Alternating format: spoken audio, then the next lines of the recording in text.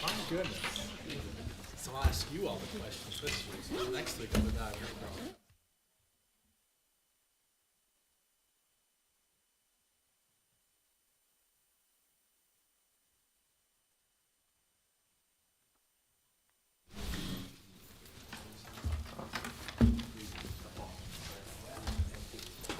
Mine's taller. 7 minutes better? I wouldn't argue that. Better not.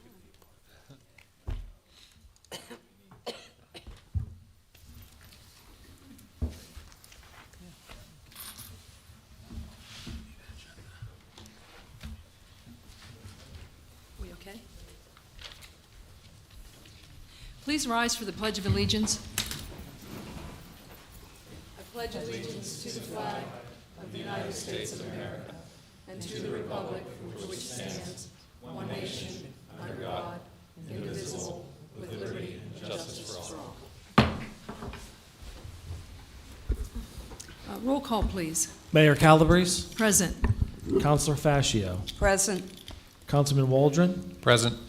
Deputy Mayor Sapp, Present. Councilman Crestus, Present. all present. May I get a motion for the approval of the minutes? Mayor, Yes, Councilor Fascio. I'd like to make a motion that we approve the minutes of the October 21st, 2024 meeting. Thank you. May I get a second? Second the motion. Thank you, Deputy Mayor. Roll call, please. Councilor Fascio, Yes. Councilman Waldron, Yes. Deputy Mayor Sapp, Yes. Councilman Crestus, Yes. Mayor Calabrese. Yes. Minutes approved. May I get a motion for item number 4, ratification of expenditures and reports? Mayor, Yes, Councilman Crestus. I'd like to make a motion to ratify the expenditures and reports totaling $3,164,201.37. Thank you. May I get a second? Second. Thank you. Any comment from the public? Any comment from council? Roll call, please. Councilman Waldron, Yes. Deputy Mayor Sapp, Yes. Councilman Crestus, Yes. Mayor Calabrese. Yes. Councilor Fascio, Yes. expenses approved.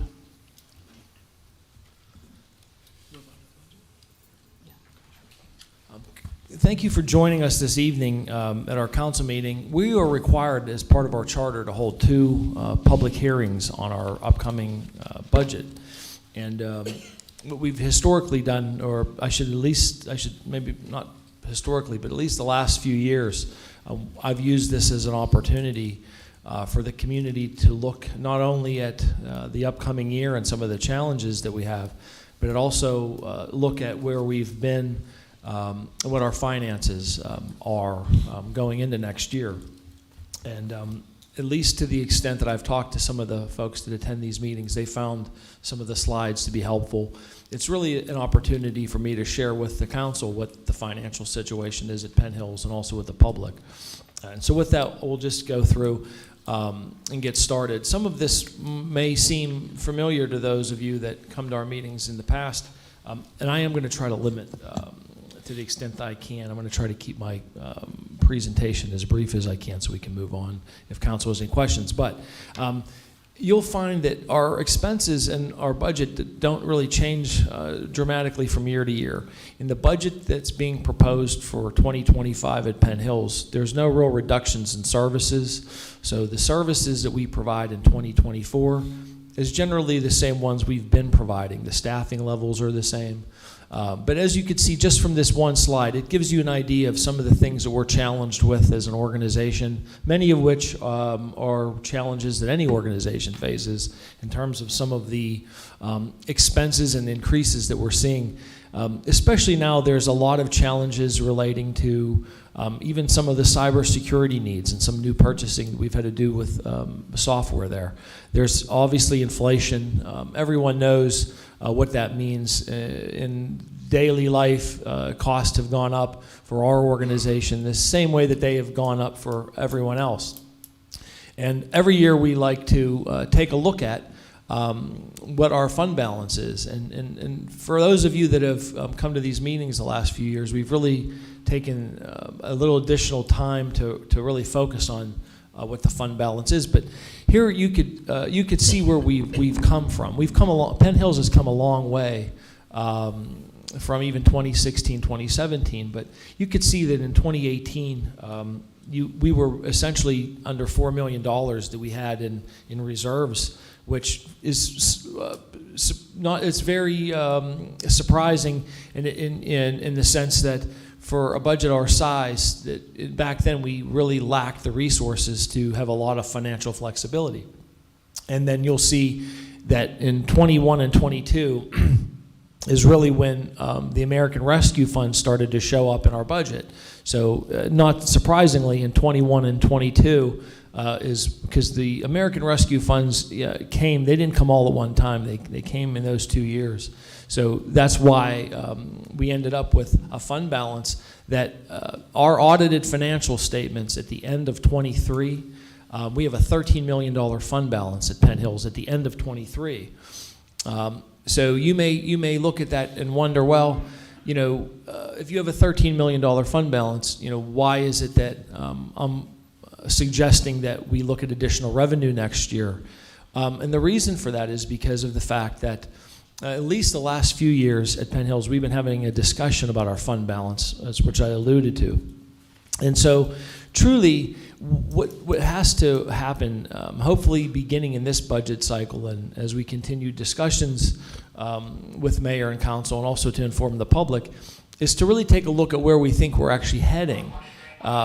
This is a graph that I just showed you on the previous slide, but here it goes all the way out to 2028. So if you look at this graph going back to 2013, you could see that we were in deficit spend. That's not new. Penn Hills had historically, been there was always about between a $700,000 to $1 million deficiency. So every year our fund balance was being reduced by about $700,000 to $1 million a year, and you could see that effect that happened from 2013 all the way to 2018 and 19. In 2019, the municipality raised real estate taxes $1 million. That was in 19. And you could see that from 19 to 20, the fund balance got a little bigger, but at least we didn't take a deficit.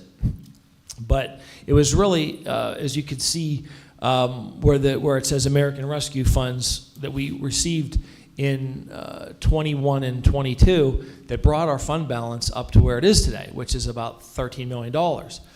And so as it is now, with providing the same level of services that we all have come to appreciate, and all of the services that we do provide, those services are running about $1 million deficit every year into that fund balance. So, you could see here in last year's budget, as I say, at the end of last year, according to Meyer Dussel, we took a $1.1 million deficit on our fund balance, which, that I don't want to minimize that, but I really think that anybody that comes to these meetings and looks and follows along with what we do, all the contracts that we vote on, all the things that Penn Hills does, literally all the things that Penn Hills does and all of the departments. We were only last year, I say only because it's a lot of money, but we was only off by about $1.1 million last year. in order to have a balanced budget where we didn't have a deficit, right? Well, if that trend would continue, we would continue to go in the same direction, that we would eventually potentially go back to where we began. And so the real takeaway, I think, when you look at this graph is it's going to be up to the decision makers and the staff and the public as well to determine the direction we want to go in. Because one of the things that Penn Hills doesn't have that we are going to hopefully move towards in 25 is a fund balance policy. And that Penn Hills has to decide how much its fund balance ought to be. Only because if you look at this graph, and if you imagine it was the year 2020, I know we don't want to imagine that because it was a pretty horrendous year for a lot of people. It's hard to imagine how Penn Hills would have ever gotten to a $13 million fund balance without the American Rescue Funds. It was the intervention of the American Rescue Funds, and it was the way in which the mayor and the council and the municipality managed those funds that is giving us this fund balance and this flexibility that we have today. And it would be almost impossible to imagine without those funds how we ever would have gotten to a fund balance that really meets our needs for the largest suburb of Pittsburgh to have at that point around $3 million is a little scary. So in order to build your fund balance, we were fortunate to get American Rescue Funds, and that is reflective in that.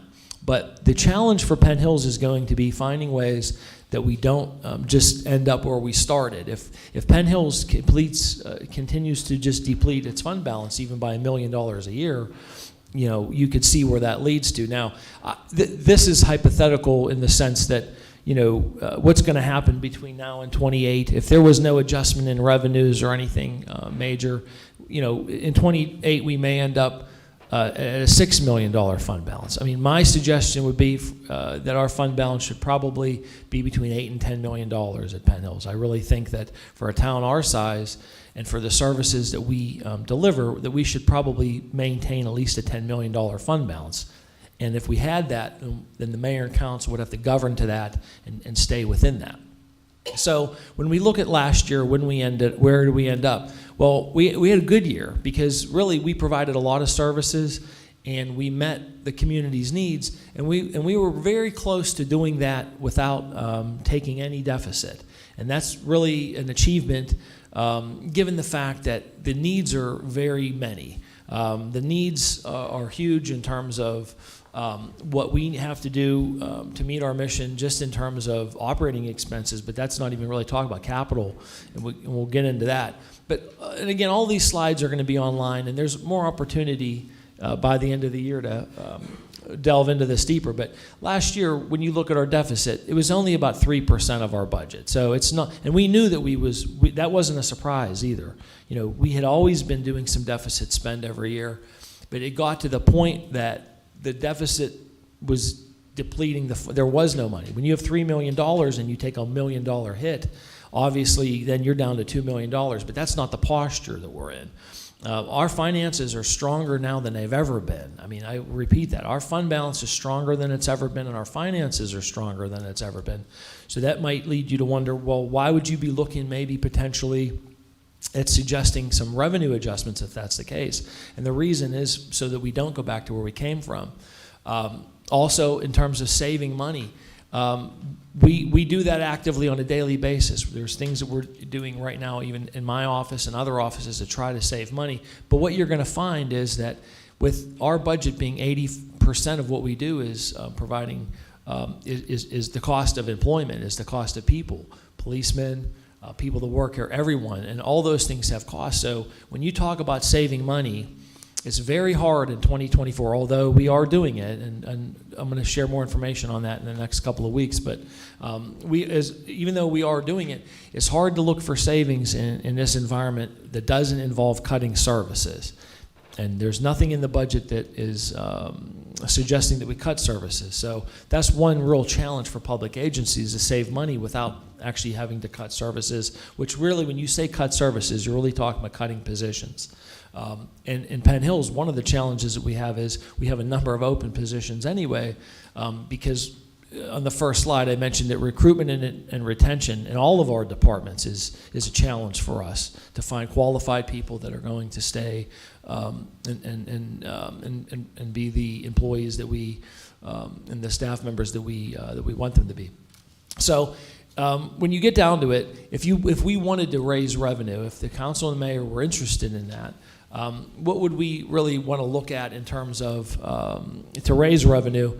And I apologize because some of these slides aren't necessarily in the order that I'm sort of talking about them, but we can bounce back. But going back to when I was saying our expenses, if you looked at this slide that shows all of where the general fund dollars go, you're going to find out it's not that much different than it was the last year or the year before. That what things cost as a percentage of our budget doesn't really change that much. Our police department's next year 25% of our budget. Typically it's between 25 and 30% of a municipal budget, but you know what things cost doesn't really change as a percentage, so that's where we're at. This is a slide that if someone wanted to look at expenses in Penn Hills, if someone were to say, you know, what justification would there really be for the municipality to say that it has a fund balance of $13 million and we're meeting our mission and we're meeting our needs, but yet we need additional revenue? I would suggest that this would be something to consider. The cost of refuse and recycling, not because of anything that we've done. I mean, the time we've been here, we've seen marketplace trends, national trends change in terms of what things cost, how refuse and recycling is paid for. And it's a very expensive service, and it's getting more expensive everywhere. And so when you look at this slide, the red stars indicate when the Republic contracts were implemented. So back in 19, there was a contract that went into effect, and that was a millage increase. There was the mayor and the council at that time raised revenue $1 million in 2019 because of the increase in the service. And by the way, I want to stress we have a great service. Republic Waste Management, they operate all over the United States, and these are trends. Like this is a trend that has to do with fuel prices. These are trends that have to do with where refuse and recycling gets taken to, and it doesn't. This chart and the reason that refuse and recycling is so expensive doesn't really have a lot to do with Penn Hills necessarily. It doesn't really have a lot to do with our choices. And we have a system now of automation that we all know very well. That was one of the big things in 24 that was rolled out.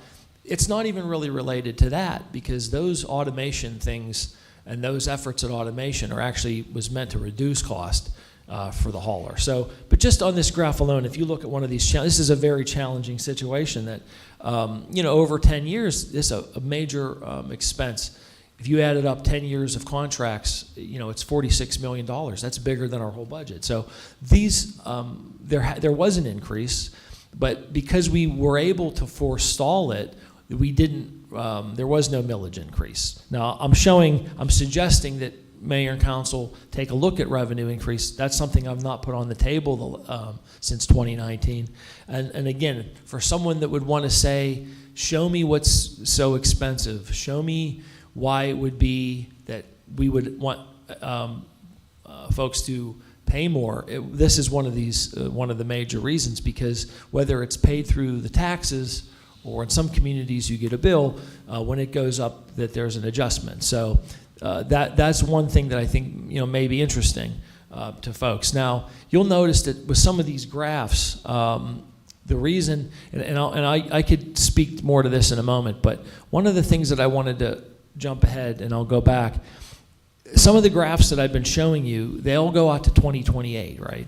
And we do a budget every year, and for the most part, we could probably, once you know what your some of your big costs are, like if you have your contracts done with your with the different labor groups, you could pretty much have an idea where your expenses are going to be in the next few years.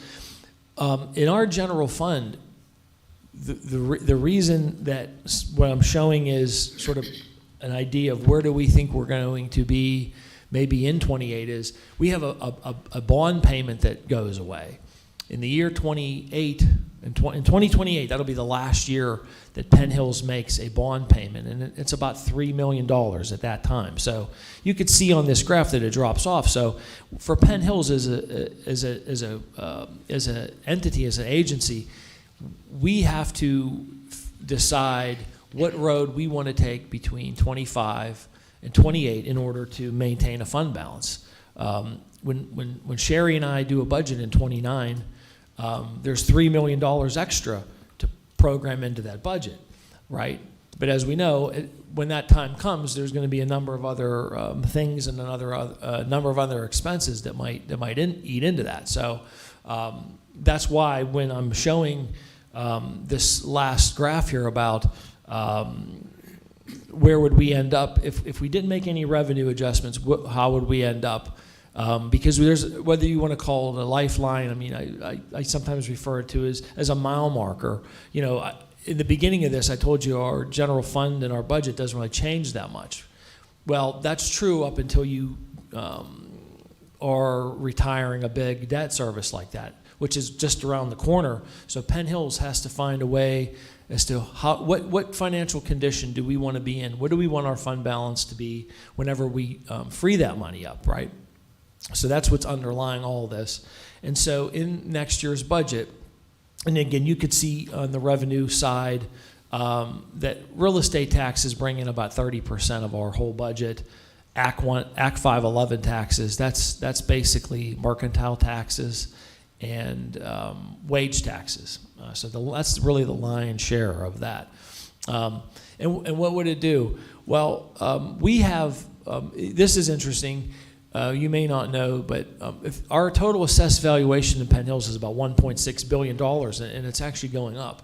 Allegheny County has a great resource now that we've been using to track what our assessments are. So there's been growth in our overall assessments in the last few years to 1.6 billion is what all of the land and building values, you know, in Penn Hills really come down to. So if the council were to look at a 2 mil increase, it would basically give us another $3 million, right? Why is that? 1 mil brings in about $1.5 million, and this is really what 2 mils would look like. So in the budget that's being proposed, and one thing I wanted to, I can't stress enough that let me say this, these meetings and coming and sharing this information with you at the end of the year for the upcoming, I could tell you that a few years ago when we started doing this, it was a much different environment the way we were in, only because there was no fund balance. We had just incurred a really significant cost increase. And so at the time in 2019 that I had come into this room and suggested a revenue increase, it was really a situation where if we didn't get a revenue increase, it was unclear how we were going to make a budget really at that point. It was unclear whether we could make a budget realistically. That's not really what the case is. That the mayor and the council of Penn Hills have choices as to how do they want to make ends meet, how do they want to balance a budget, and how do they want to get to 28, and what does that look like? So at least under this scenario, a 2 mil increase would be back to about $20 extra a month if you had a $125,000 building evaluation. So that's what 2 mils would do, is the $3 million. Now someone could say it's a very good question. You know, at the beginning of this, I told you that we only were off about $1 million last year, right? We were only off $1 million. So if that was the deficit, if our fund balance only declined by $1.1 million last year, why would it be that I would be seeking 2 mils perhaps? And there's a really good reason for that. And the reason is because when you go back and you look at everything on this expense, when you look at that chart, I told you that includes everything in Penn Hills. That pie graph is literally everything that we do at Penn Hills, all the services that we provide. And then you look at some of those percentages and what they do.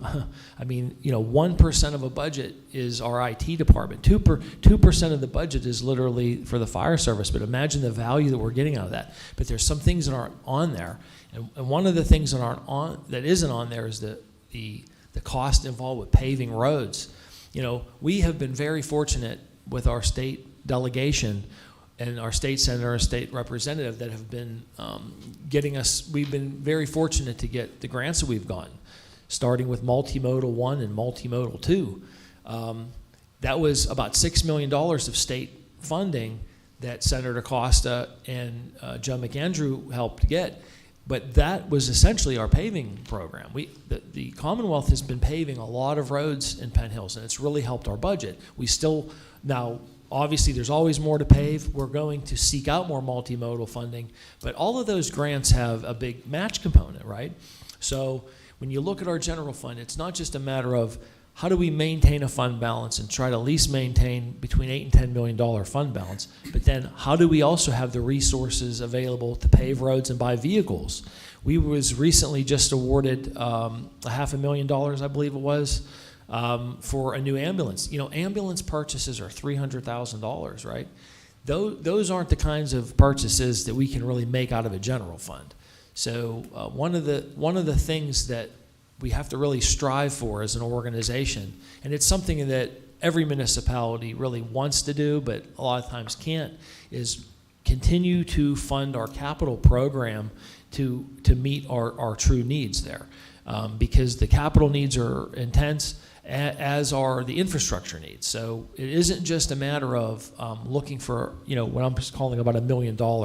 When you really look at everything we're doing and leveraging, it's actually a little more than that. So, but again, this is all information that will be online to peruse, and council can look at it as well. But at least in the general fund, what we're looking at is we are seeking a revenue increase, but it isn't as though we are in the same situation we was in 2018 or 19, where we had to really look at how we were going to make ends meet. At that time, the people that were here know that we didn't know that there was going to be an American Rescue funds, and we were looking at reducing services at that time, which obviously that's not popular either. But moving on, and I want to conclude very briefly, I want to share just a little bit of information about the sewer fund.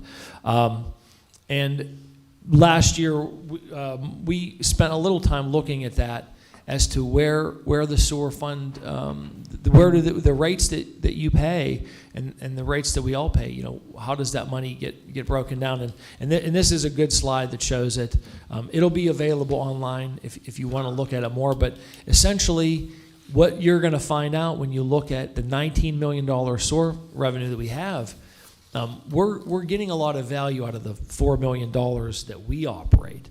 When you look at where because this shows you where the $19 million goes. The first 8.3 goes to Elkasan, and that rate increases. The rate's going to go up next year and the year after at least. So $8.5 million practically goes to Elkasan for what they treat for us. Then we have a debt service of about 4.2. Everything that we're doing in our sewer department, from fixing the lines to engineering projects to the staff that works there, that's all part of that $4 million. And that's a lot of money, certainly, but when you look at what we're doing with that $4 million, I think you're going to find out we're actually doing a lot. But there again, challenges that we have there. The good news is that we're not gloom and doom, right? But look where we were. I mean, in 2016, and this is the sanitary sewer fund now. In 2016 there was less than $1 million in there, and that's just not. It's not only is it not sustainable, it's just not responsible because of how expensive projects are. So the good news in the sewer fund is that we do have a fund balance, and our fund balance there, we've been completing a lot more projects, but I think that might be slowing a little bit. But the capital needs in the sewer department are almost unlimited, I would say. And as you fix things, there's other things that have to improve. And it's basically a mechanical system that beats itself up. But when you look at everything that we're doing there, but again, The challenge there is human resource, because we're having a harder and harder time to recruit and retract and get people that are going to be certified operators and so forth. But just to conclude, because we're getting to the half-hour point. Again, Penn Hill's rate next year not changing, our sewer rate not changing, but it is because of the Elkasand rate that's changing. And I know that's, we get, sort of a collective groan about that and everything, but we're a customer of Elkasand and we're part of their system. And Elkasand's treatment cost is the same as ours.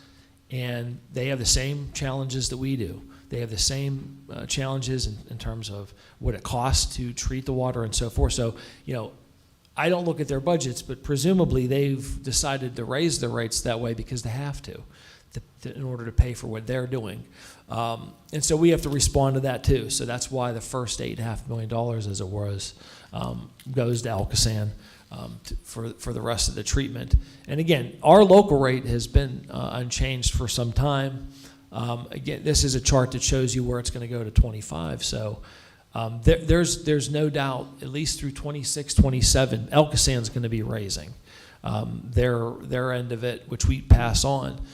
We don't have any of those fees of our own now. So again, I know it's a lot to put out there and digest, but it is all available. It'll be available online. I'm sure we'll have more discussions as we go. But really, the thing that I really wanted to communicate the most here is that we are not in a posture of, that we was in 2018 or 2019, where we had to have, we were. It wasn't clear how we were going to make ends meet and whether we were going to be able to make a budget in 20 without making some revenue. Without making some serious expense cuts.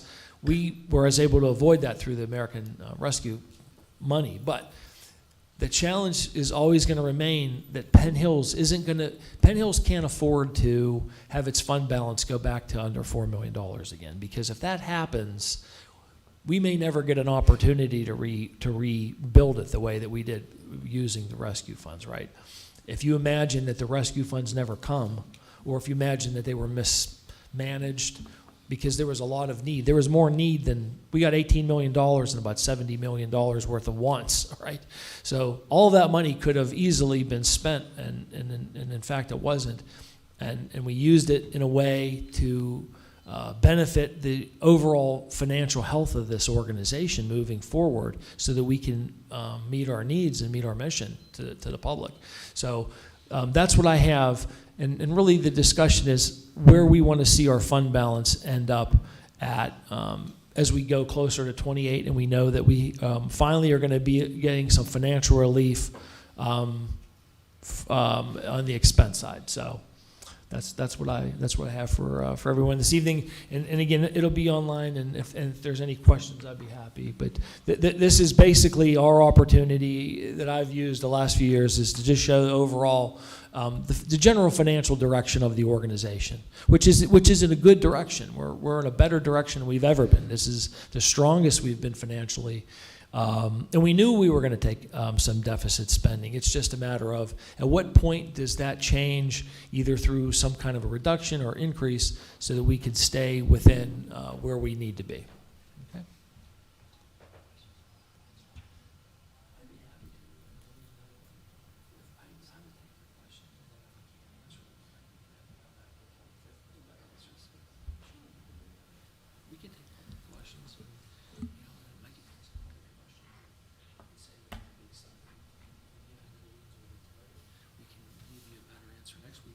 Just to let you know, right now this is actually a hearing. You might notice that there's a court reporter over there. So this is a public hearing.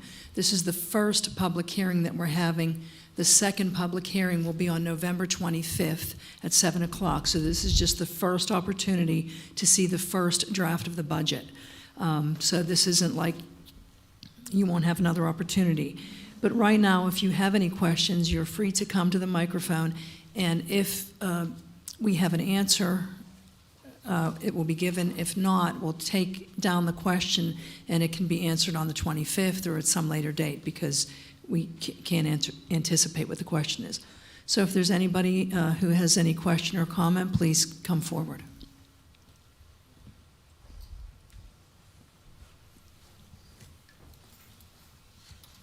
Good evening, all. My name is Chase Sales.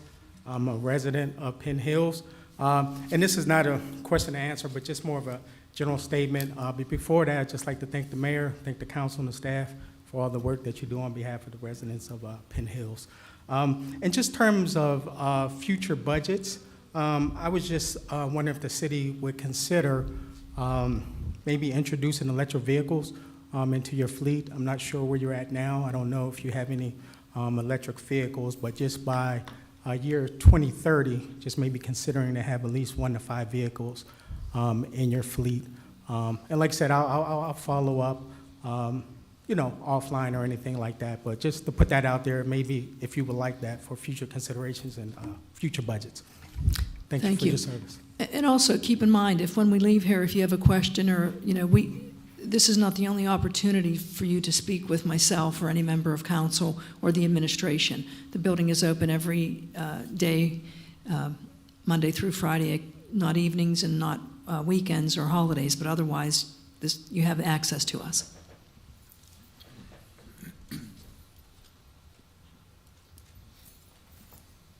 I'm Larry Chobe. I live at 183 Spring Grove Road. I'm here representing the library to talk to Scott. I'm sure he's going to want to hear it. But I did happen to notice on these fine screens that the library is 1% of the budget. And I do recall at least having seen some documentation that Penn Hills put out when the American Rescue Funds came through. $18 million came municipality. Somewhere under $200,000 of that, in my review, was used for the library.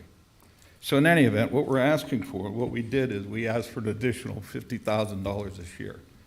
The funding would go to ongoing operations. We have some significant possibilities for additional expenses related to payroll due to some new regulation that has to do with the how you pay your managers when they exceed 40 hours. So in any event, but the big thing we're asking for, we have some indication that we'll be able to get a grant next year that would result in a significant renovation and restoration of a 17-year-old building. That would include painting and, anyways, what we're asking, we will need a engineering study and architectural study. So that essentially is the money we're requesting, the additional $50,000.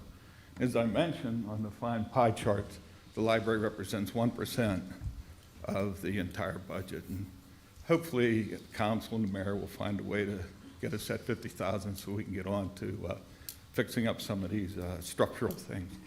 Thank you for your opportunity.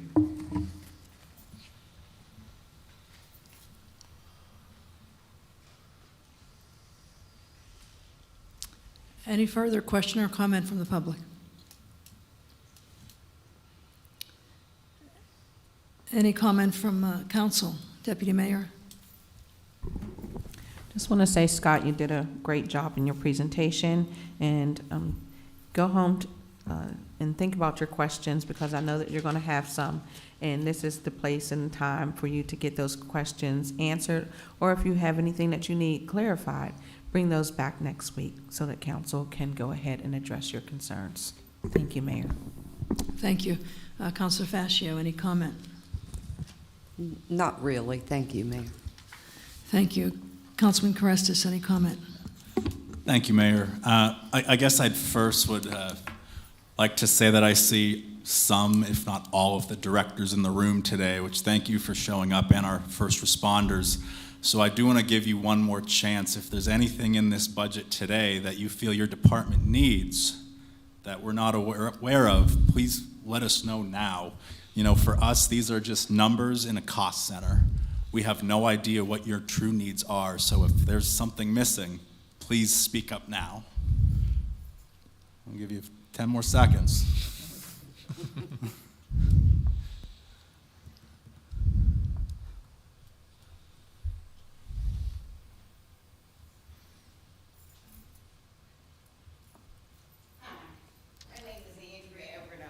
Lincoln Park on Funston. We were talking about the waste. I have called with Republic numerous times. I could show you texts where they text me back. I had trash that went a month. They didn't, and sometimes they say it's to drivers. They gave us a recycle can, but I can't say recycle has ever come to that part of Funston, which is the rear of Funston where our trash is picked up. That's an issue, and like I said, I could show, Scott was there by my house one day, Okay, I do remember. and it's like it builds up, you know, and my threat sometime with them is saying, I'm gonna bring it out to municipality and drop it out here, because if we're paying them, if there's shortage of drivers, I understand nobody wants to work nowadays, but we're the recipients of the rodents, the deer, the raccoons, the wild turkeys, and they're living wherever, North Huntington, in a beautiful home, and yards are nice. We can't do that where we're at because of the trash. That's one thing I want to know, can we do something with? In the roads, I heard in your report about the roads that repaving some roads. If anybody goes off of Mount Carmel Road to Archer, you're playing checkers, dodging the potholes. They do come out and fill it, but it's not getting fully paved, Archer and Trevella Boulevard. It looks bad. If you don't have something shaking in your car coming on that road, you're guaranteed to come out with something. Not doing, it's like Lincoln Park doesn't really get the service, whatever it is, it should come to the community. We're taxpayers just as well. In January, I had somebody come up the side of my house, like the lots that are tore down.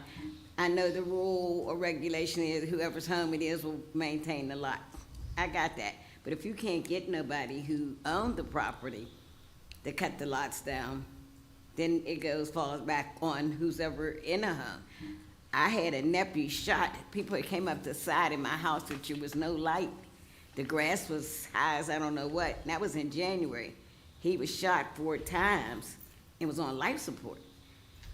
The police could tell you, they came out there like, well, this hasn't been touched. No, because if I don't pay to get it done by somebody, the lot doesn't get taken care of. And I don't really feel, if I'm maintaining my lot, the property in front of my house, I shouldn't be responsible for paying, for cutting somebody else's land down. If you'd like, we can, I'd be happy to meet with you personally right now, because we're just focused on the budget issues. Well, but it's in the budget, right? I The understand, paving. but I mean, to get your personal information, I'll be happy to meet with you afterwards. Well, yeah, he's came, and I know Chris Blackwell from years ago, so I know things that has been.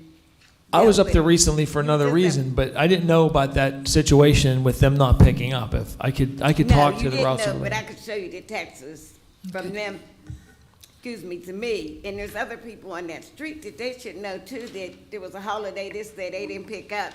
Don't just send it to me, and then I gotta go around and act like I'm the junior maid or neighborhood. There's no trash pickup today, y'all, because yesterday was a holiday. It should go to everybody, and everybody doesn't have access to emails. Everybody's not computer savvy. I know that's the answer a lot of times are given. Go on the website. That's a senior citizen community up there. Ma'am, none of it's that like has third. to do with the budget that we're dealing with right now. Well, he had it in the budget about I understand there's lots of the line waste items in the road, okay? But what day the garbage gets picked up doesn't have anything to do with the budget. When you're paying Republic, don't that have something to do with what we're paying it? Huh? No, What we're paying Republic doesn't come out of our budget. it does, but that's not. Okay, that's all I Thank needed you. to know. I'm going to follow up with the pickup on Funston, though. Councilman Carestas, do you have any comment? Yeah, just I'm a couple so more sorry. questions. I'm sorry to sidetrack us here. And I guess this would be a question for Sherry. I'll be gentle, I promise here. With our general fund, the balance for next year, does that include any sort of outstanding accounts receivables? I know I've heard through the grapevine that Churchill owes us a large sum of money, as does Plumborough. Churchill, Are those no. totals in our budget? We've caught up a lot of that. What happened was, and I can address it. Penn Wilkins, Penn Wilkins Joint Water Authority, they instituted a new software billing system, and they had some internal updates and changes there that resulted in sort of a lag, for lack of a better word, in the money that they were remitting to us. And then that's been mostly alleviated. I think we've caught up. And then I think, you don't know this yet, but this afternoon, I think we got another transfer from Penn Wilkins. So that's been corrected. Okay. But the solicitor and I, we are working on the issue involving Plum Municipal Authority. They do owe us some money, and that has to do with language in the agreement that they reimburse us under, and language in there that has to do with grants that we have to work through. Okay. But the majority of that issue has been corrected. Perfect. Good to hear. With the money lag. Okay, thanks. My next question is, I did see in the administration section that we have an assistant manager position, and I was just a little confused with that piece.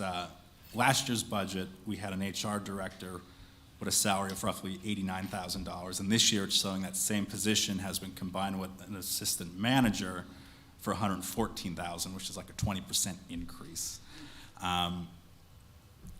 Just would like to know, what are the additional duties of this person? You know, is there a new job description, things of that nature? Yes to all of that. I think there was an increase in that position prior to 25, so it looks like a bigger jump than what it is, because I think that was actually two things there. April Wood is the assistant manager, human resources director, and the charter has language in it that gives the manager the ability to have an assistant, and so that's what that was created under. And I would be happy to share that with you. We've been taking on a number of challenges related to human resources, at least since the time I've been here, and then especially dealing with COVID. So there's a lot of functions that that individual is taking on, dealing with labor matters to some extent, and having a little bit more autonomy to settle certain workers' comp claims and things like that. So the human resources director that we have is the same one that we have now. It's just that there were additional responsibilities that were put onto that position, and then that was what led to that title change.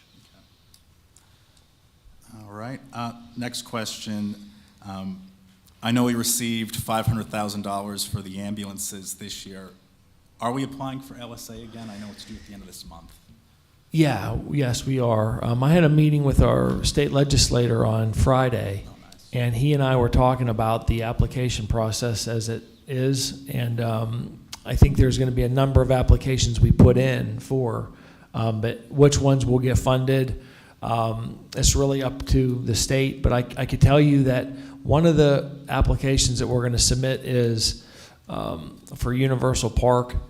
We had, our staff did an application for about $400,000 of improvements at Universal Park that went to the C2P2 program at the DCNR. So we had submitted a DCNR grant for money for Universal Park, and it was not funded. We didn't get it.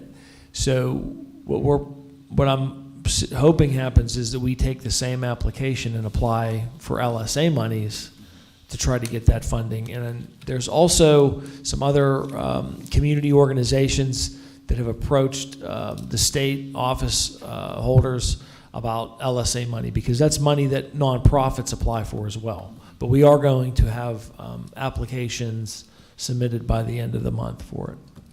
Cool. And I think you can see my line of thought here, you know, just making sure we're applying for everything possible if we're going to consider raising taxes here.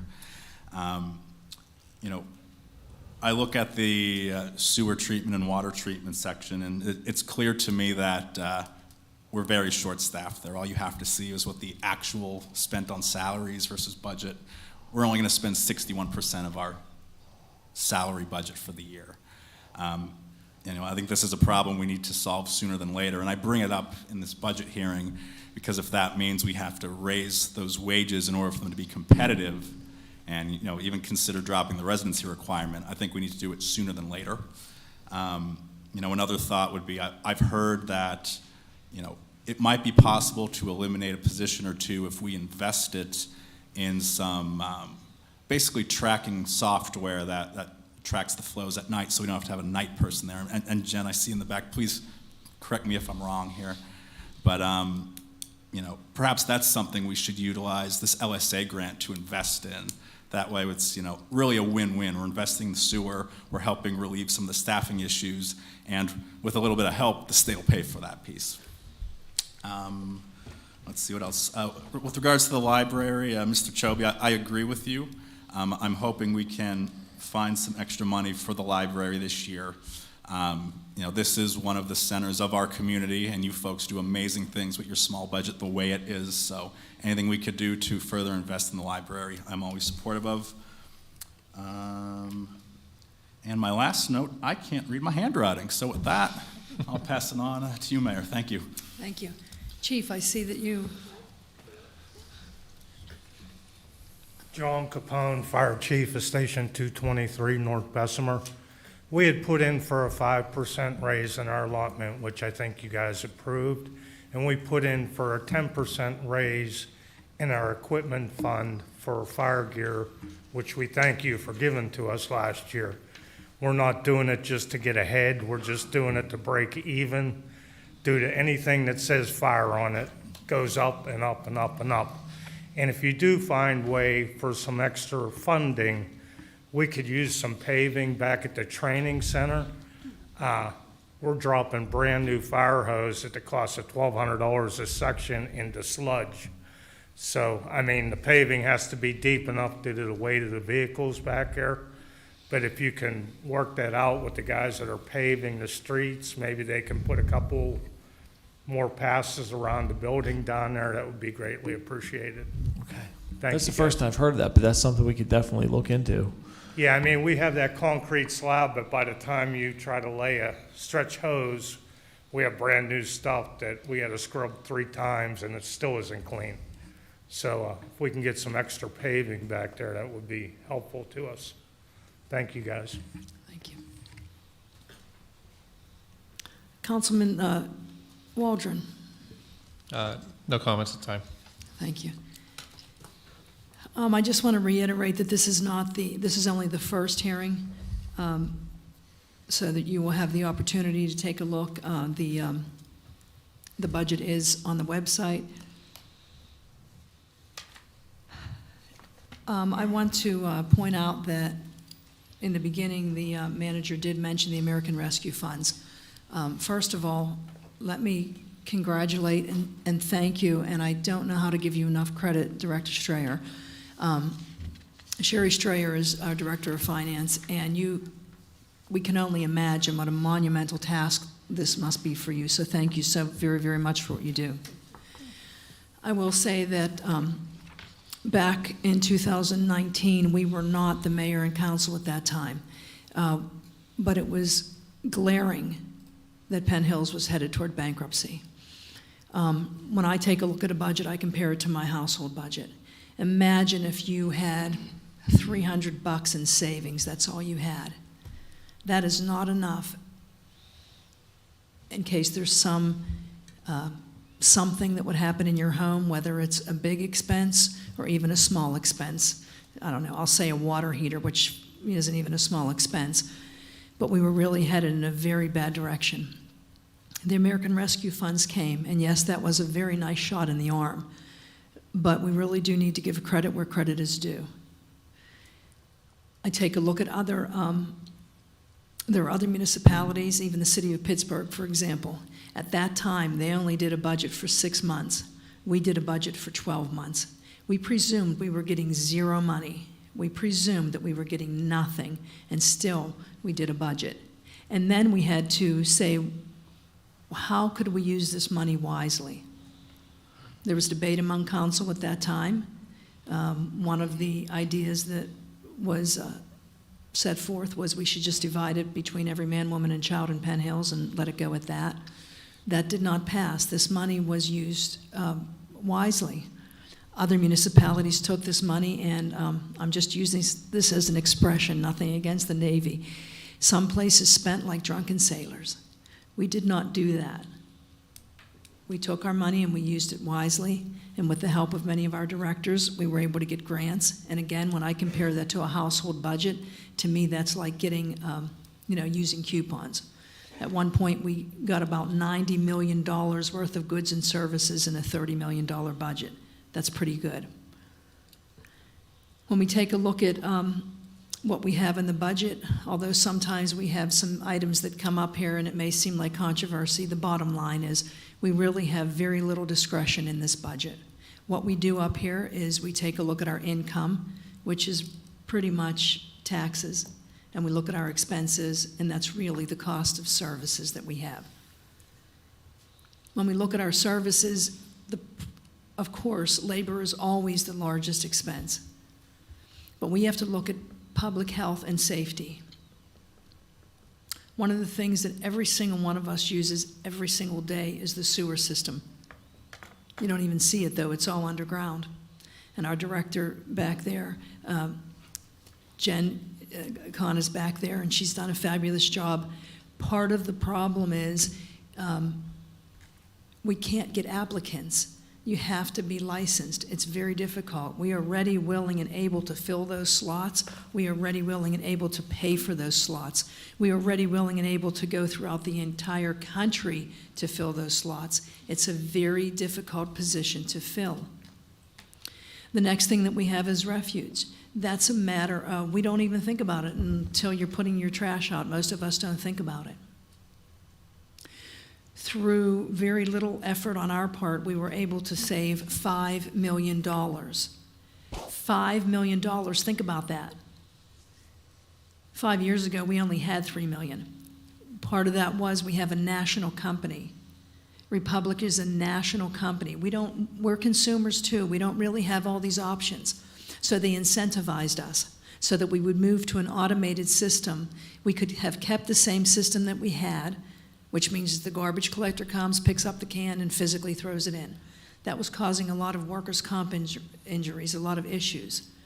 And think about it, if that's your family member out there, you don't want them picking up, all day long. So we save $5 million that way. Next, we have our public safety through our police, EMS, and fire. We are one of the last places who actually have a paramedic system, actually have our own EMS department. We don't contract out for that.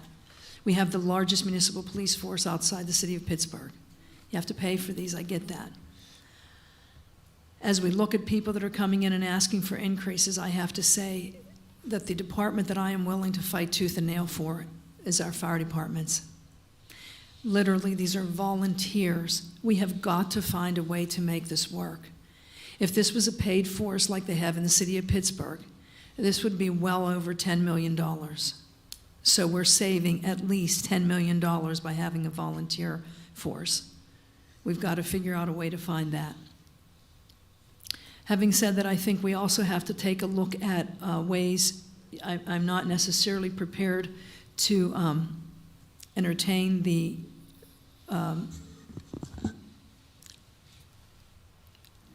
proposal that's out there right now, and as I say, this is only the first hearing, so I do think we have to look at other ways, not necessarily cut services, but maybe freeze them,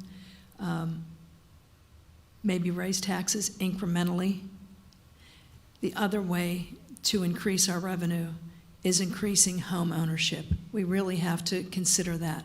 We had a group in here that has the initiative called Elevate Penn Hills. We have got to, that's our source of income, is home ownership. We are not an island, so we have to understand that Allegheny County is on the brink of thinking of a large tax increase. In addition to that, our residents have to look at other taxes. There's federal, state, and county taxes. So I'm willing to consider that, but I think at this point, and again, this is only the first hearing, I'm not willing to commit to the increase that's being proposed. I think we have to do it incrementally. Again, we welcome you to come to the next budget hearing as well.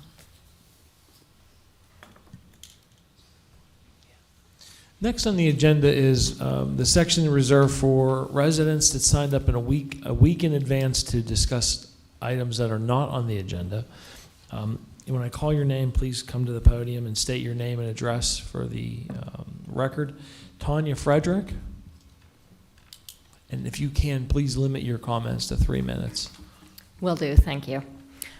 Good evening, Mayor and Council.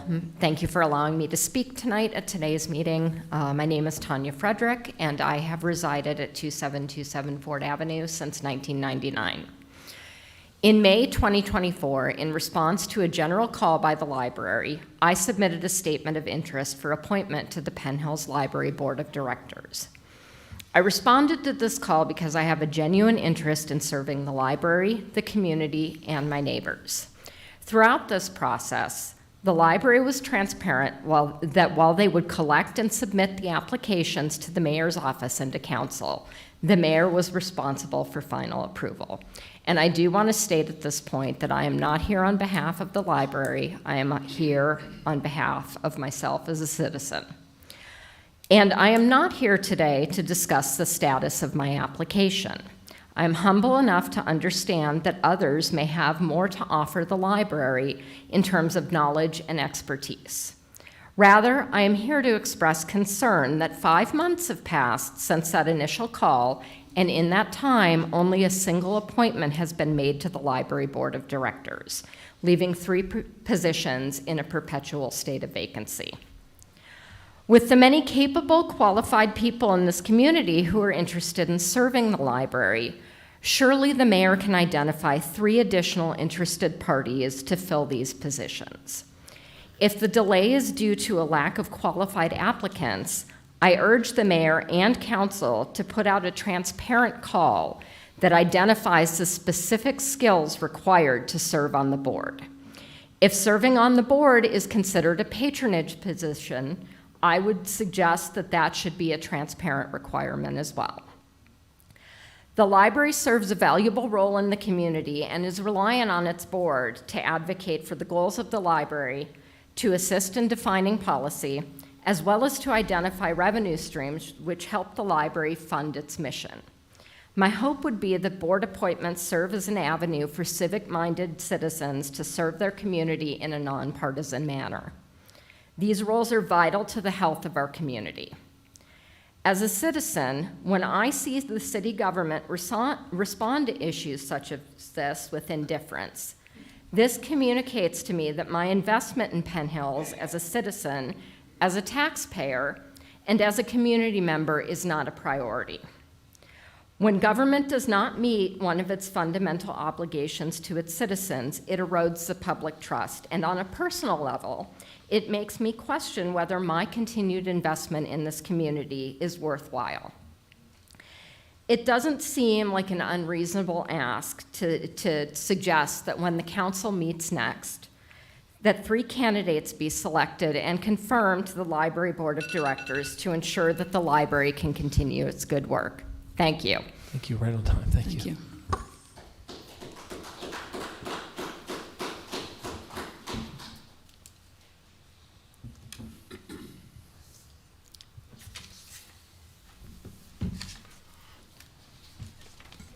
We move next to the appointments. Let me just say, though, before we move on, I've asked, so I'm going to make another ask. I think Mr. Chobe's still here. Has he left? Yes. Mr. Chobe, I've asked repeatedly if you could, we're not here to discuss, we're moving on to the next point. I have never received there have been letters of interest, and I haven't received those. I've asked for them. We can talk afterwards. Terrific. I'll speak with you afterwards. That'd be great. Thank you so much for bringing that today. Thank you so much. At any rate, this is another, I'll speak with you afterwards. Okay, that's fine. This will, at any rate, I've asked for the letters repeatedly. Apparently, Mr. Chobe may give them now.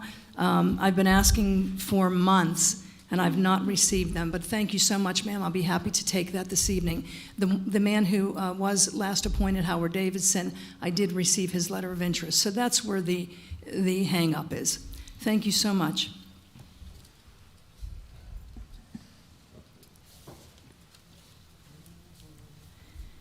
Item number 7, we move to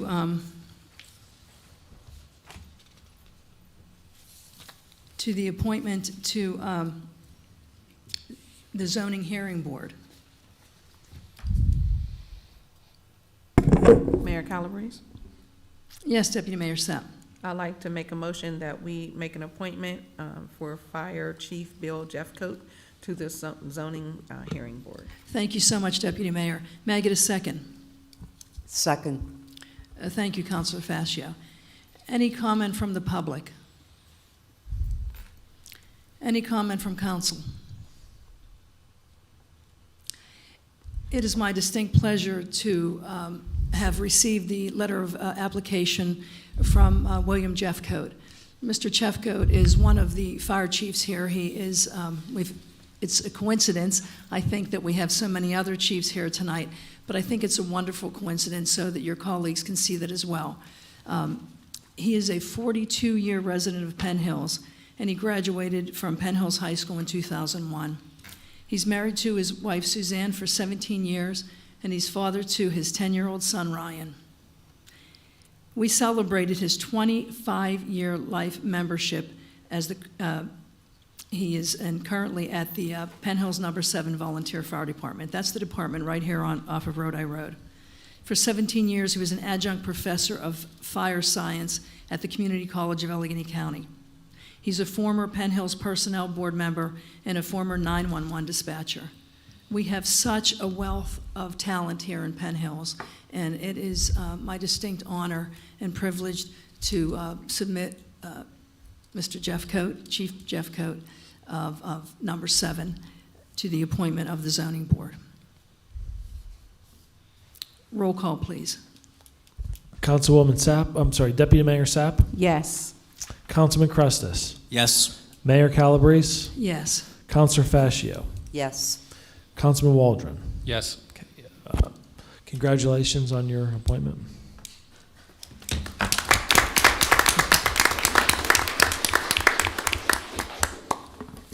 May I get a motion for item number 8?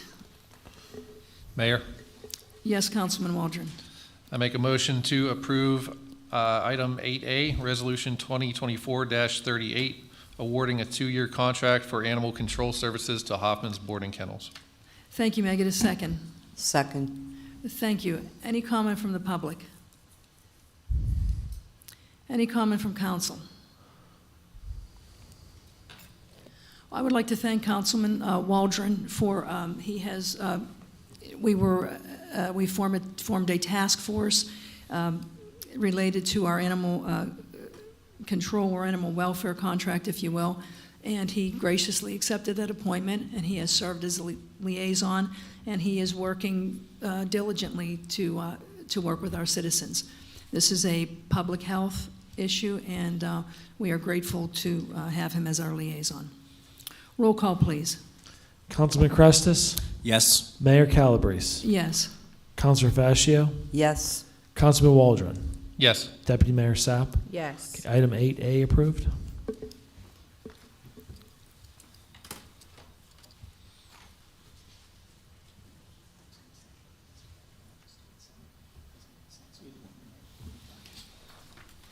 May I get a motion for item 8B? Mayor, Councilor Fascio.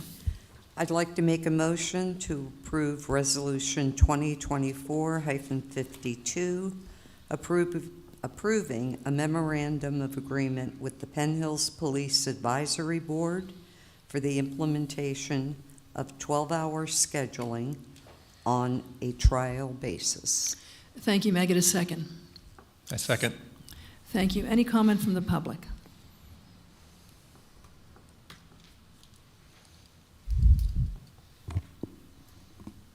Good evening. I'm Adam Lawrence. I'm the chairman of the Penn Hills Police Advisory Board. That's a union that proudly represents Penn Hills police officers and affectionately known as the PAB. On behalf of the PAB, I'd like to thank Mayor Calabrese and members of council for the opportunity to say a few words about the agenda item in front of you. For a couple of years now, the PAB has worked with Manager Andrachak, Chief Como, and representatives from the Finance and Human Resources departments to pursue a viable path toward adopting 12-hour shift scheduling for our uniformed police officers. These are the men and women at the forefront of our department's operations and the people our residents are most likely to interact with, including myself. I am honored to be here tonight and to say it's a privilege to have a positive working relationship between our police union and the municipality. There are communities across our great nation, including many large cities and counties, that are not as fortunate as we are to work together to achieve positive outcomes and to be able to do that in good faith through open and honest communication. Our members are truly fortunate to have elected officials who value public safety and to police in a community that supports us the way Penn Hills has consistently done. To those seated up front and to the folks in the audience that call Penn Hills home, we can't thank you enough for that. 12-hour shift scheduling has gained a lot of popularity within the policing profession over the last decade, especially in recent years, and we're seeing this all over the country, including right here in southwestern PA. It's something that's been on our radar for many years now, and for good reason. It provides several key benefits to police officers, but also to the communities that make that transition. It's no secret our profession has its challenges, and it can be demanding at times. With that comes a need for officers to stay healthy, not only physically, but mentally, to ensure we're providing those who rely on us the most with the level of policing services they expect and rightfully deserve.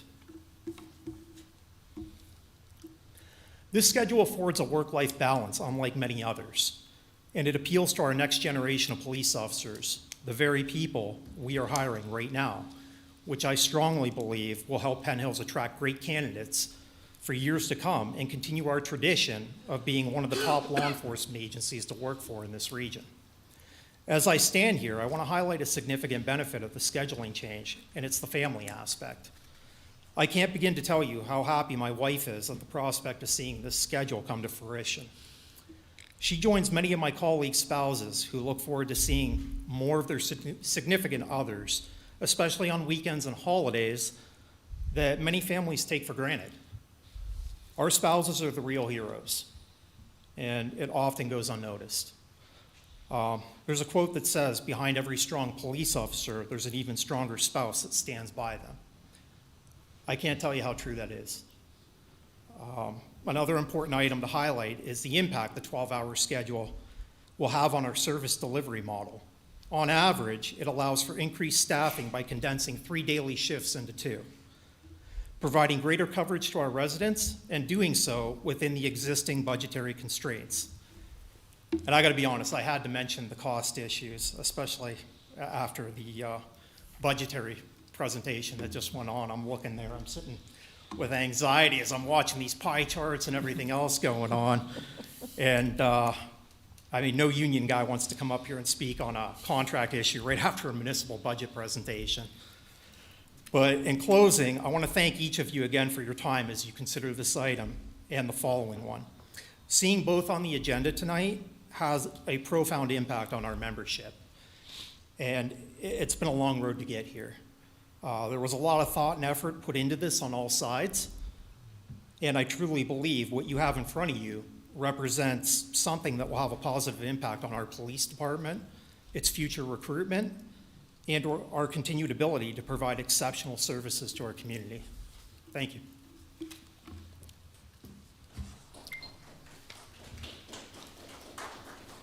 Any further public comment?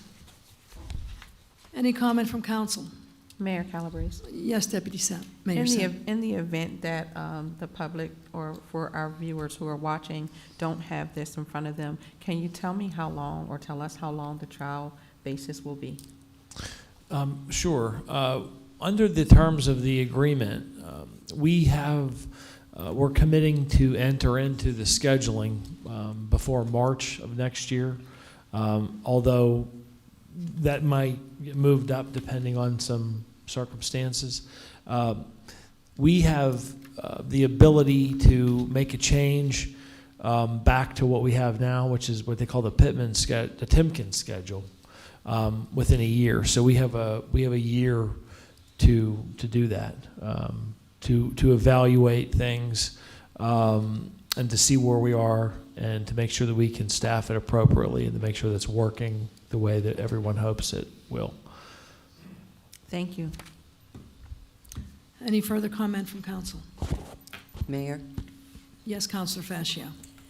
having mulled this issue over for seems longer than a couple years, but I guess 2 years of my involvement, I want to thank staff and fellow council for the concerns that they've shown, and also the Police Advisory Board. I think we have tried to come together on this issue that both supports our police force and doesn't break the bank. Yes, it's timely that the two issues appear on the agenda together. I'd like to assure anyone out there listening that I do believe, I know we brought a sincere effort to combine those concerns. I do believe the police have also. So thank you for your cooperation. We've got a year to try this out, and I have every reason to believe it will be successful. So keep your fingers crossed. Thank you. Any further comment from council? Yes, Mayor, just very quickly. Over the past few weeks, I had the opportunity to speak to a few of our officers, probably about 7 or 8, and casually I'd be like, so what are your thoughts on this whole 12-hour shift thing? And repeatedly, I heard, boy, that'd be easier on my family. You know, I don't view this as a bargaining chip item. I view this as, just trying to give somebody a better quality of life. So very happy to vote yes.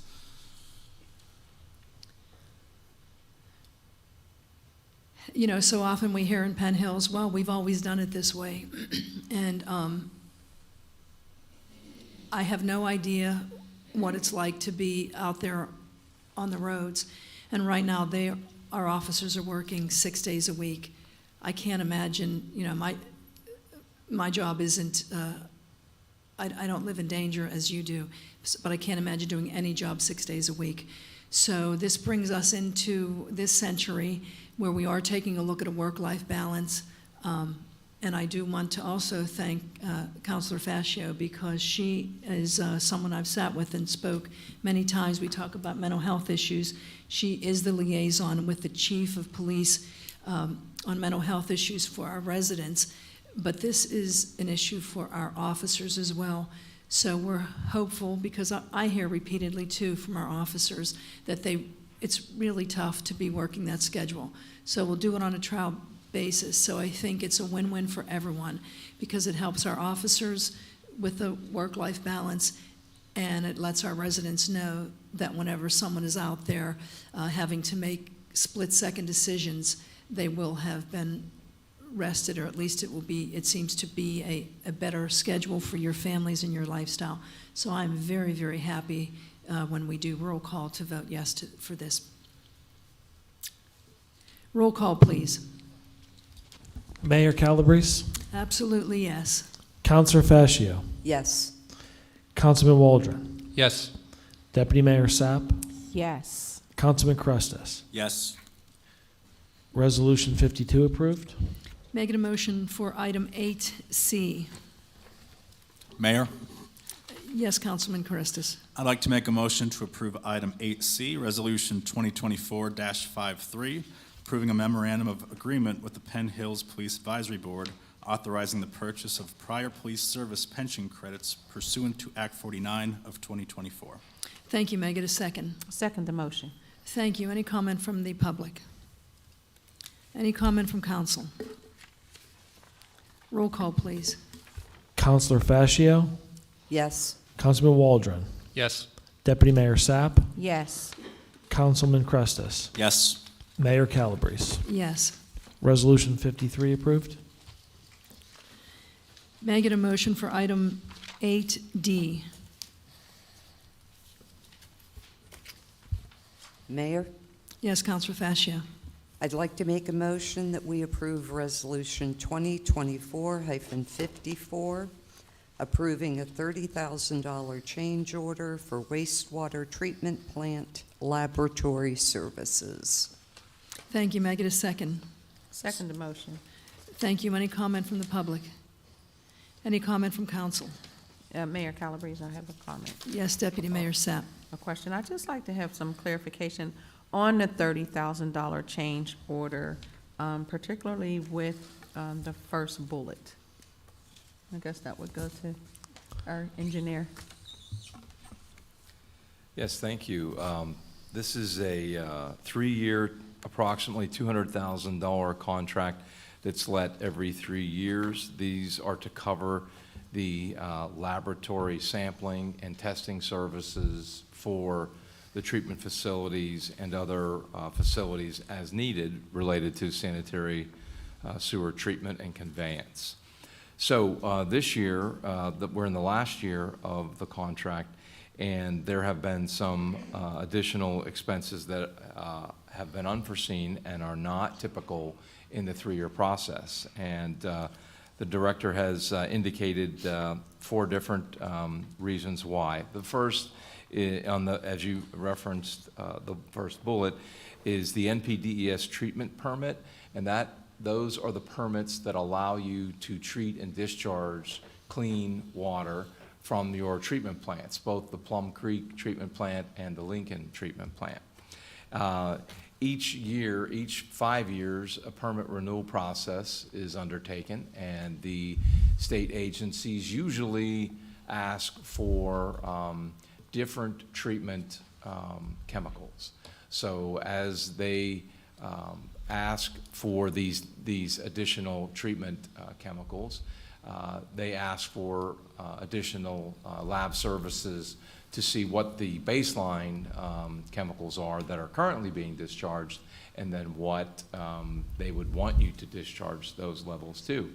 So there is a series of baseline tests that are required, and this time it was more extensive than they have asked for in the past. So that is one of the 4 reasons that were listed as why this change order was necessary, because all the testing that was done that is typical came in within budget, and these items are were added as a result of these 4 reasons over the past year. I can go through the other 3 if you wish as well. No, I understand the other 3, but my question then goes back to bullet point number 1. So did this permit cost increase?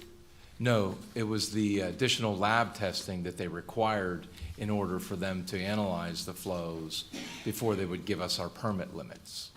Okay. So it was additional lab testing that had to be taken. And some of these tests are very comprehensive and very expensive, a few $1,000s per set. So they get very expensive when they're asking for several samples over a few week period. Okay, so they're unforeseen, but we didn't predict. No, because we didn't have the requirements 5 years ago or 3 years ago when this budget was put out. It was based on what has been routinely required for lab analysis. Thank you, that clears it for me. Thank you. Thank you. Any further comment from council? Roll call, please. Councilman Waldron? Yes. Deputy Mayor Sapp? Yes. Councilman Crestus? Yes. Mayor Calabrese? Yes. Councilor Fascio? Yes. Item 8D approved. May I get a motion for item 9? Mayor, Yes, Councilman Waldron. I make a motion to approve item 9A, ordinance 2024-2077, amending ordinance 2420, the Penn Hills zoning ordinance, to create the use of hookah bar / lounge as a conditional use in the I-3 zoning district. Thank you. May I get a second? Second. Thank you. Any comment from the public? Any comment from council? Mayor Calabrese? Yes, Deputy Mayor Sapp. Asked if our business manager just would give us some more clarification on ordinance 9A. Sure, I'd be happy to do that. And to the extent that I can't, our planner will. This is a zoning change that would impact the operating hours of hookah lounges as they're defined in the zoning ordinance going forward. It would impact future hookah lounges that open in Penn Hills, the hours that they operate. Is that a good assessment, Mr. Blackwell? Yeah, I think if you see the ordinance, it's quite involved, but I think that ordinances are designed to protect and promote the safety and welfare of the community. And you're all aware that there was an incident in Penn Hills on June 2nd that was tragic. People lost lives at a facility that what's happening here is that this ordinance will make it a conditional use. It will go to the Planning Commission and Council. And because it's a conditional use, it allows us to have specific conditions, including hours of operation, things with alcohol, lighting, who can enter the property. If you look at that, it describes the code enforcement and the police department being able to make inspections, things like that. But mostly it's making a conditional use. The state of Pennsylvania doesn't allow for exclusionary zoning. So you might oftentimes say, why can't we just eliminate this use? And that's just not the case. We need to provide for it somewhere and in some way. So this will be, hookah bar lounges will be a conditional use in the I-3 zoning district. But I do want to point out that this does not affect existing businesses. So I know that you're eager to pass an ordinance that would have a positive effect on the residents of Penn Hills, but this, we cannot stop an existing business that already has, that is already there. This might be a more appropriate question for the solicitor, but I don't have that draft in front of me right now, but I believe we have, the time is midnight? Is that what the? No, it actually ends at 9 o'clock. Okay, that's 9 what I p.m. wondered. It goes from there, they cannot be in operation, I believe it's from 9 p.m. to 10 a.m. So it's a very specific. Right, that was, I wanted to change it to 9 p.m., and I wasn't sure if we had changed the draft. Yes, we did. We did change I it. believe that we have the solicitor has looked at all of the corrections and things that you've asked for. We also got comments from Allegheny County and the Planning Commission, and we believe that we have, that's why, you had originally asked for this July, June, immediately. The incident happened on June 2nd, and I think we had a meeting about this. And so if you wonder why it's taken so long, when you pass an ordinance, it's required 40-day comment period from the county, and then, going to the Planning Commission and addressing all these concerns, and that was the reason for the delay. Thank you, Chris. Mm-hmm. Any further comment from council? Yes, Mayor, just very quickly. If you do read the ordinance, I think you'll find that a true hookah bar, smoke shop, whatever you want to call it, should have no issue following and being able to abide to this specific ordinance. The real intent here is to stop actors who are abusing this particular condition because it was undefined, coming in saying that we're opening up a hookah bar, but in reality opening up an illegal after-hours nightclub. So, a respectable entity should be able to follow this hookah bar ordinance without any issues. Thanks. Thank you. Any further comment? Mayor? Yes, Councilor Fascio. I'd just like to offer Scott, Chris, his staff, my appreciation.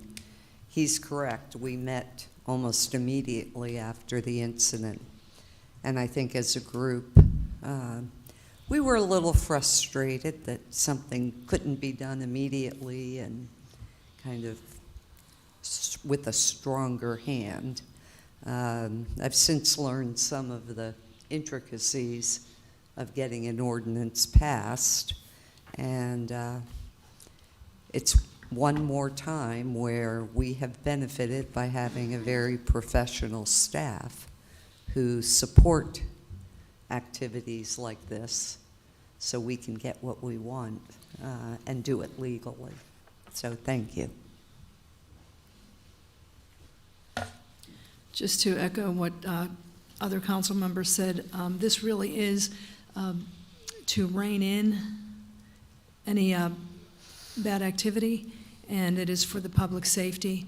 And the tragedy occurred on June 2nd, so it has taken almost a half a year to properly craft this. So That's the purpose of this ordinance, is for public safety. Roll call, please. Deputy Mayor Sapp, Yes. Councilor Crestus, Yes. Mayor Calabrese, Yes. Councilor Fascio, Absolutely.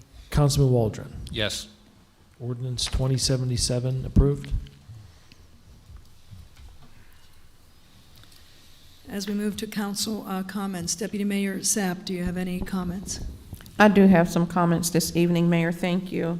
I want to say that I proudly sit on the board of ELCASAN, and we talked a lot about our increase this evening, and some of you probably need clarification. I would be very happy to meet with anyone after this meeting adjourns to answer any of your questions or address your concerns. However, I just want to say that it looks more frightening when you look at it in percentages versus looking at it in the cash value. Also, I want to announce, pleased to announce that ELCASAN has a homeowners assistance program for income eligible families. So if you or you know someone who is in need of assistance in paying their sewage bills, I have some postcards that I'm going to put on the side table after the meeting. And you feel free to pick one up and share the information. You can actually go through Dollar Energy Fund to get assistance with your sewage, and there are other avenues as well. So please, again, feel free, if it's not for you, for someone that you know, because this really was a topic of discussion this evening, and I know that it is a topic of discussion for our viewers as well. So again, this information will be placed on the table, and the business manager will have it as well. Thank you so much, and happy Thanksgiving. Thank you. Councilor Fascio. No comments, Mayor. Thank you. Thank you. Councilman Crestus. Nothing today, Mayor. Thanks. Thank you. Councilman Waldron. Yeah, one comment regarding the library board appointments. I first want to thank Ms. Frederick for speaking this evening. I'm just asking right now for some concrete clarification, I think. Mr. Chobe, President of the Library Board, delivered a spreadsheet of 12 individuals who are interested in serving on the library board back in May. On the website, we ask that each person who's interested in serving on board submit a letter of interest with brief biographical details to the mayor, whether it's email or written. So in this spreadsheet, included all of the information that is being asked. I'm just really struggling to understand what the deficiency is in terms of using that list to make a determination of, you know, who you would like to nominate for those boards. What are we missing, I think? And I really hate to keep bringing up this point, but I'm just trying to look for clarification there. Sure, no problem. I'm happy to answer that. So as you know, Penn Hills is a home rule charter. So that's like our Constitution. That's what gives us our powers and our duties. Pursuant to that duty, each one of us that sits up here sits as an elected official. The public has elected us to make these appointments. So we put out a general call for all of the boards and commissions and committees. The library, we asked the library to echo what we, let me mention, the library is a nonprofit. It's had been part of the municipality, a specific department, so to speak, and then we voted a few years ago to make it a nonprofit. So the library wanted to put it up on their website, which they did. We asked them to echo use the same content that we had placed out for everyone.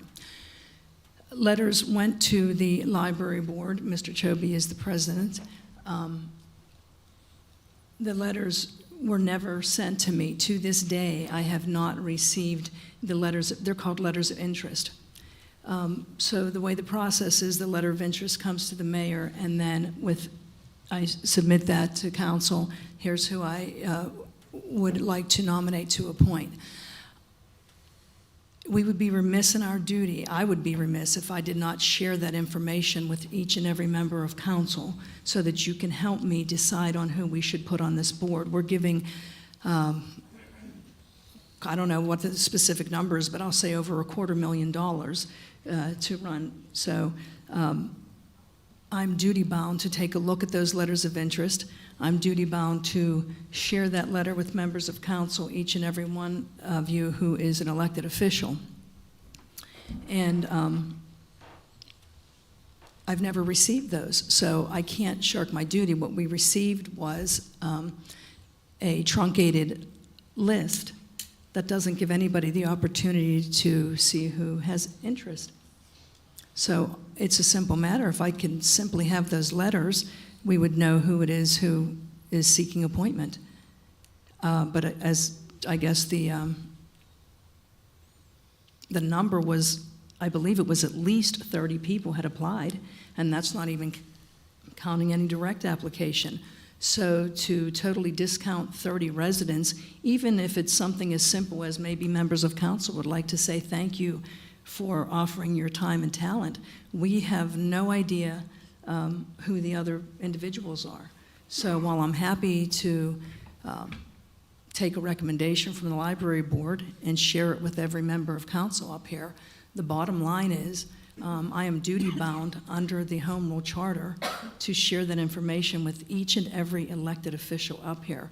And it should be a simple matter of just getting those letters to me, and then we can choose from that list, not a truncated spreadsheet. Did you reach out to anyone on that list of 12? Mr. Waldron, I know that I know that you believe that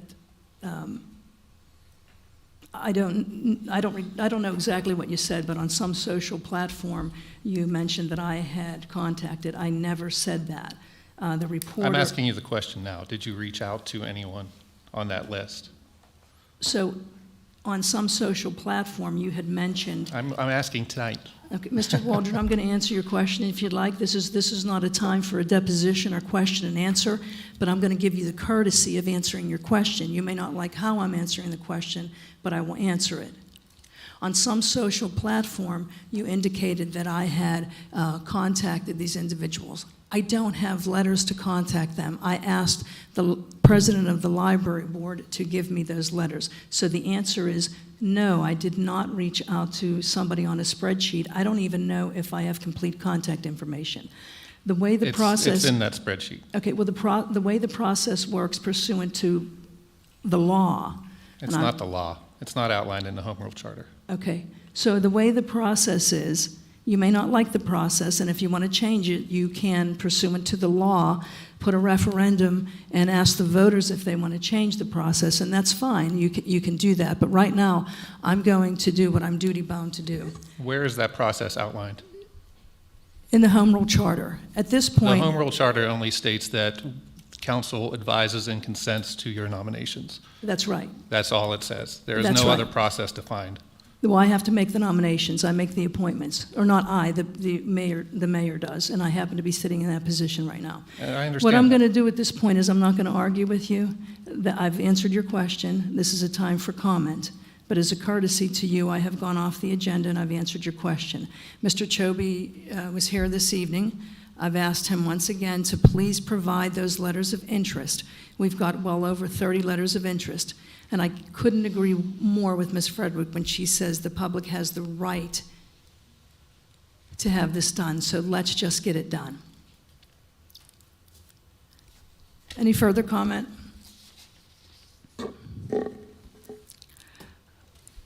One of the things in Penn Hills, and I'll be brief, we are not like, for example, Monroeville, where we have a tax base of all sorts of businesses. Our tax base is our residents.